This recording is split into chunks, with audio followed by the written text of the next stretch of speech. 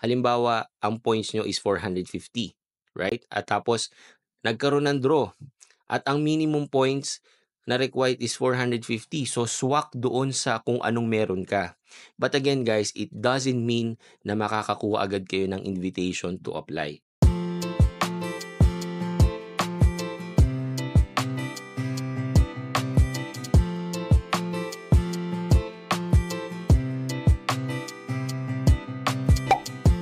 Hello guys, Nardino TV here and we are back with another video. So for today guys, ang pag-uusapan naman natin is about express entry, no? So sa mga hindi nakakaalam kung ano ang express entry guys, kung kayo ay gusto nyo ma-permanent resident dito, kailangan nyo pumasok doon sa online system na ang tawag is express entry, no? Kailangan nyo mag-create ng profile doon at kailangan nyo mag-submit ng mga documentation at based on the documentation, bibigyan kayo ng CRS points or CRS score. Now guys, kung gusto nyo mas maintindihan kung paano nag-work ang express entry dito sa Canada, meron po tayong video niyan. Panoorin nyo na lang guys para mas lalo nyong maintindihan kung paano nag-work ang express entry system dito sa Canada. Now, recently guys, may mga news na based daw sa mga expert, no, sa mga immigration expert dito sa Canada, yung trend or yung minimum score na requirements para sa express entry is pababa daw yung trend, no?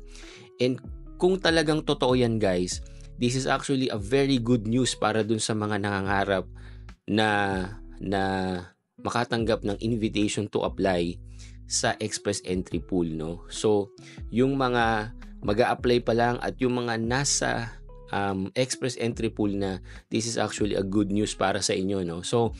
So for today guys, titignan natin yung numbers, no? Titignan natin kung talaga bang pababa yung minimum requirements na kailangan. And paano ko nasabi na hindi porke ma-reach mo yung minimum na score is 100% is makakatanggap ka na talaga ng invitation to apply sa express entry dito sa Canada. Okay? So, tignan natin guys yung data starting November last year, 2024, kung ilan yung minimum CRS score na points at saka kung ilan yung mga na-invite. So guys, mag-focus lang po tayo sa Canadian Experience Class. Okay? Kasi guys, sa loob ng express entry, meron pong iba't ibang klase, no? So, doon lang tayo mag-focus for today. Ayan. So, based sa data guys, no? Noong November 13, 2024, ang minimum na score for the CRS is 547. Ang laki niyan, guys, no? Meaning, ang taas niyan. Kasi kami, guys, way back 2018, ang minimum nun is nasa 430 or 440. Hindi pa kami umabot doon, no, guys? So, just imagine 2018 pa lang, ganun nakataas, no? So, ngayon, tumaas pa lalo, no?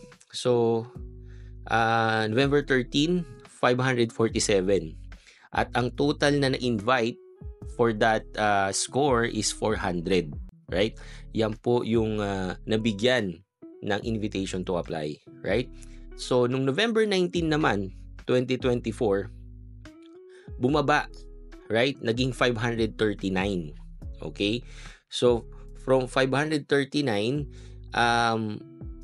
400 po ulit ang na-invite sa ganung score, no? And then, after nun, guys, January 8, right? Wala pong naging draw ng December last year. So, from November, nag-jump na agad siya to January 8. Siguro kasi it's holiday, you know, Christmas, New Year. So, yun siguro yung reason kung bakit walang draw ng December. So, January 8, 2025, right? From 539 nung November, medyo tumaas ng konti, naging 542, no? So, tumaas ng 3 points, right? Pero, tumaas din guys yung number ng mga na-invite, no? So, from 400 nung November, naging 1,350. So, yun yung total numbers ng na-invite for January 8. And then, January 23, after 2 weeks or so, bumaba naman guys, no? Yung CRS na required or yung minimum points from 542 guys naging 527, no? Bumaba na guys, tapos tumaas pa yung total numbers ng na-invite, naging 4,000 from 1,350 from the last draw, no? Tapos guys, yung sumunod naman doon, February 5, 2025, this month lang yan guys, no? From 527, naging 521 naman. Bumaba pa lalo, no? And then, na-retain yung total numbers ng mga na-invite, which is 4,000 pa rin. So, based nga dun sa numbers, no, makikita nga natin guys na yung trend or yung numbers or yung minimum CRS points na required sa express entry is pababa nga, no? So, kung makikita nyo from November to February this year, no? So from 547 naging 521 na lang, no? At ang sabi pa ng mga expert is baka tuloy-tuloy pa to hanggang spring. Again, that is a very good news sa mga naghihintay po sa express entry pool, no? Ngayon guys, no? So ngayon na pababa yung trend, ano yung mga kailangan nyong gawin, no? Lalo na guys yung mga magla-lodge pa lang sa express entry at saka yung mga naka-lodge na. Of course, yung mga naka-lodge na, kung meron pa kayong opportunity na itaas pa yung inyong points, gawin nyo, no? So kung kailangan nyo ng more details and more advice, I really suggest guys na pumunta kayo dun sa mga expert, no? Yung dun sa mga immigration consultant, no? Para ma-assess nila ng tama kung meron pa ba kayong opportunity na itaas pa yung inyong CRS score, no? Ngayon guys, dun sa mga mag-a-apply pa lang, ano yung mga paghahanda na pwede nyong gawin, no? Okay. Kami guys, nag-apply kami 2018, no? And naka-base lang din dito yung mga i-share ko sa inyo na documents, no? Para sa inyong express entry. Okay?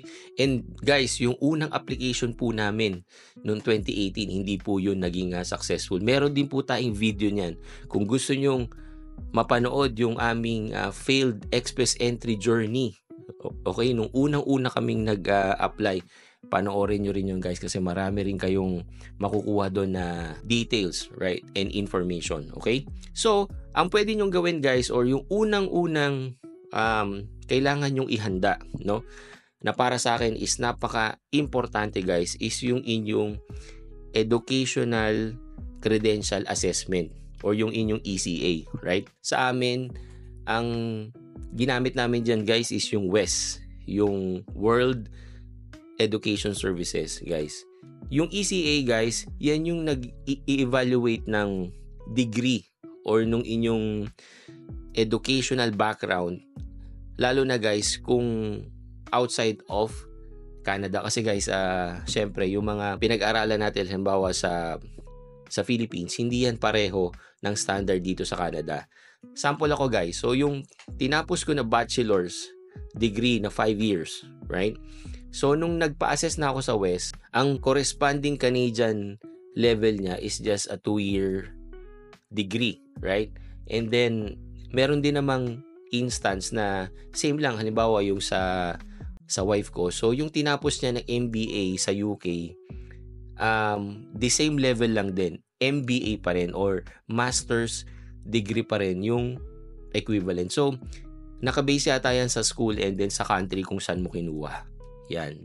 Basta yun yung yun yung pwede nyong magamit. Meron pang isa pero hindi ako doon pa familiar kasi West lang talaga yung aming ginamit. At ang validity nun guys ay 5 years. Number 2 guys, ito guys napaka-importante at napakamahal nito, no? Yung language exam or yung language test. Kasi guys, ito kailangan nyo tong paghandaan. Hindi siya madali, no?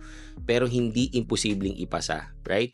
So, ang sikat na sikat dito is yung IELTS at yun lang po yung experience ko, no? Kasi yan din yung kinuha namin dyan sa Philippines at kumuha din po ako dito sa Canada, no? Pareho po kami mag-asawa na kumuha niyan, no?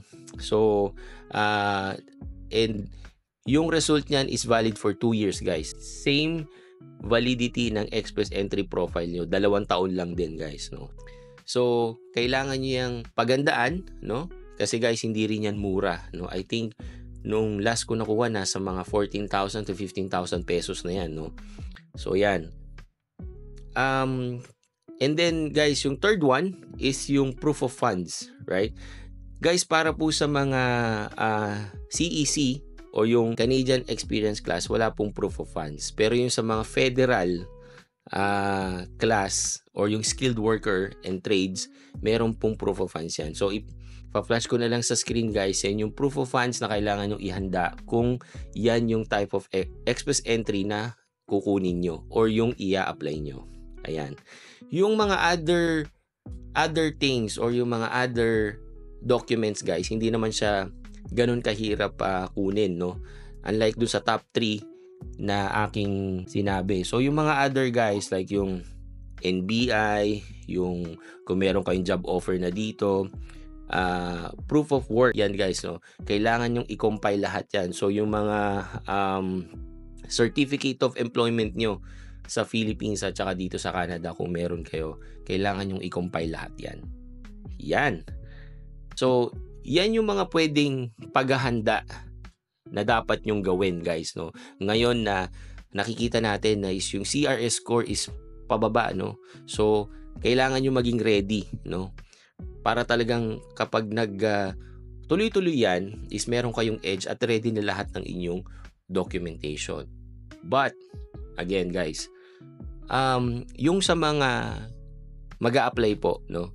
At saka yung mga naka-lodge na, I highly suggest guys na i-check nyo yung inyong current CRS points. Meron pong website ng IRCC at ang tawag nila doon is CRS calculator, no? So yan guys, makikita nyo na yung estimate na CRS points na meron kayo, right? So bakit ko to nasabi guys, no? Kasi at least makikita nyo kung nasang kayong part ng range based on your points. Kasi guys, it doesn't mean, okay? Halimbawa, ang points nyo is 450, right? At tapos, nagkaroon ng draw. At ang minimum points na required is 450. So, swak doon sa kung anong meron ka. But again guys, it doesn't mean na makakakuha agad kayo ng invitation to apply. Why? In-explain ko rin to guys doon sa aking video, no? Kasi guys, sample, no? So, yung sa 450 na CRS points or yung minimum na points na yon, ang next question dyan guys is ilan yung nandoon, no? Ilan yung nag-apply na merong ganong points. Halimbawa guys, sa 450, for that particular draw, merong 10,000 na mga nag-apply na nasa pool with the same points, right? 10,000 guys. Pero guys, kung makikita nyo yung trend, di ba? 4,000 lang yung ini-invite. Halimbawa din, 4,000 lang din yung bibigyan nila ng invitation to apply na merong 450 points. So just imagine yung 10,000 na yon with the same points is mag-aagawan sa 4,000 na slot. Kaya guys, may possibility na ma-invite ka, meron ding possibility na hindi. Kaya guys, mas mataas yung score mo doon sa minimum, mas malaki yung chance mo na makuha ka or magkaroon ka ng invitation to apply sa express entry. Yan. So yan guys, yung mga dapat nyong tandaan or yung mga dapat nyong malaman about dito sa express entry pool na to. But this is actually a good news, no, na yung score is pababa. Okay? At again, kailangan nyo maging ready kasi hindi natin alam kung in the next few months tumaas na naman yung trend. Okay? Thank you again for watching and see you again on my next video. Peace!